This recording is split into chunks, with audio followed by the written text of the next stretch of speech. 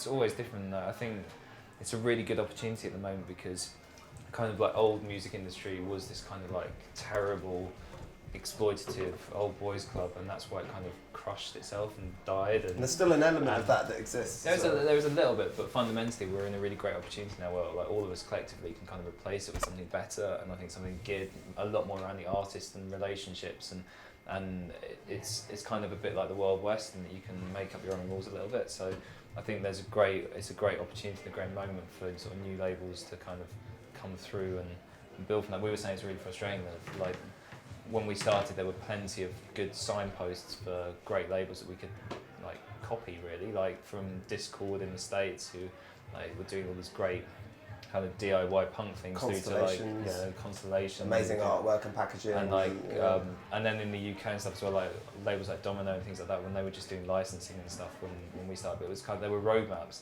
And now, since us, depressingly, there have not really been loads of breakthrough labels in any genre that have really kind of connected. And so I think it's a good opportunity for people to come through now and kind of make some like positive, healthy competition and do things a bit differently. So I mean, you know, like going to your point about like the thing about labels and like where to start sort of thing. It's like there are so many different points as well. Like, so whether you want to like kind of start a label because there's loads of music you like and you just want to put it out and share it with the world, there's that element, or you know, whether it's just sort of like promoting the music that exists on a label, that's the kind of more promotion side, and you can get that to press or radio or, you know, influential blogs or whatever like that. Or there's the kind of like, you know, there's the more sort of like kind of project management, like managing a campaign and trying to, you know, manage all these different parts and all the teams and stuff around each artist. Because, you know, for every artist that's on stage, there's like a booking agent, there's a manager, there is a plugger that takes it to radio and TV, there's a press person, there's an online person, there's like a day-to-day manager. Like, there's usually around 15 to 20 people around each artist that we sign at one point or other.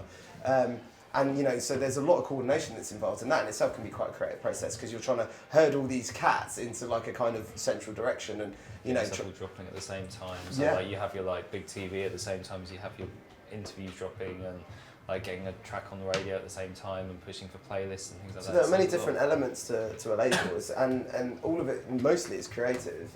Particularly creative, obviously, is the A&R, where if you're signing artists and you're working with artists directly and going into the studio and matchmaking them with producers and going through track listings, and I have to be honest, that's my favourite part of it. I absolutely love like having arguments with bands about that's the next single, and then they're like, no, for this reason, and you're like, okay, cool, you're right, you win this one. We always I think that's the thing, it's like we always like really respect our artists, so we let them make the final decision, but we always make, and we always tell them they're wrong when they're wrong. Suggestions. Yeah, so we do, and so we'll be like, you're wrong on this, but we'll make this mistake together, and then when it's wrong, they're like, oh, okay, next time we might listen to you, and then they don't. It's a process, and like I think the thing is with it is like it's simpler than it sounds, because all you have to do really is like keep finding really great artists. So like finding genius is step one, and that is the hardest thing, really. And the hardest thing. Like doing it once you can get lucky, doing it again and again is harder. Being really nice and honourable to people is really important, because everyone like that builds your reputation and kind of leads forward onto it. And respecting everyone at every point, like no matter what they're doing, like competition and things as well. Then I think the third thing with it as well is kind of like you know, a combination of building on mistakes and making different mistakes each time, so you're not just kind of like running into the same brick wall, you're trying different brick walls that you run into as you make mistakes.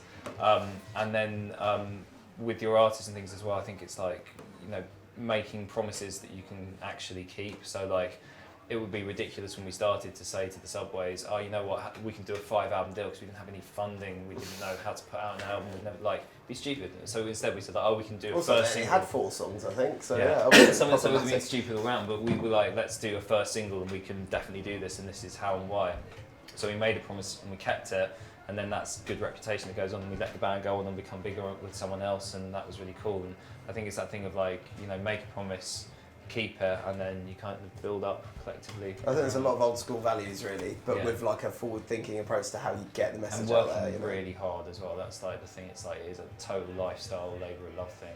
And there are times when like, you know, like we had the Mercury's last week, and either side of it we had 2 of our acts playing really tiny shows. It would have been really easy having got totally fucked up with Foals when we didn't win the Mercury to not have gone to the shows and things like that, but it's like we'd like still like take them out and go out and do all of the elements of it, and that's, you know, part of that's really exciting because there's nothing better than those early gigs when you sort of see everything as well, but when you have to go out and do it night after night, no matter how much you love it, it gets, you know, you get physically drained. Well, I think also, like, you know, if you've got like a relationship or you've got friends and you've got like family and you've got other responsibilities in your personal life. And they start going, like, to start with, it's like they'll all come down to every gig, they'll be like, oh, it's amazing, yeah, you put on a gig, After this gig is 50, great. they're like, They're what, like, you're going literally, out it's like, again? oh my god, not again. I've seen them 4 times already and the lead singer's a dickhead. It's like, oh no, they're cool. And the lead singer's charming. Yeah. Yeah, and then you realise a few years later he was a dickhead. But that's part of the But show. probably a genius. Yeah, genius dickhead. Yeah, most geniuses are not very pleasant, that's the sad truth.